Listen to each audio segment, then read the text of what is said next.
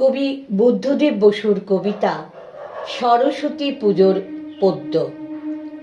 বলতে পারো সরস্বতী মস্ত কেন সম্মান? বিদ্যে যদি বলো তবে গণেশ কিছু কম যান? সরস্বতী কি করেছেন? মহাভারতে লেখেননি। ভাব দেখে তো হচ্ছে মনে তর্ক করাও শেখেননি।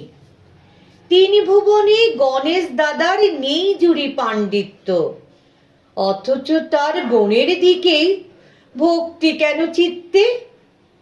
সমস্ত রাত ভেবে ভেবে এই পেয়েছি উত্তর, বিদ্যা যাকে বলি তারই আরেকটি নাম সুন্দর।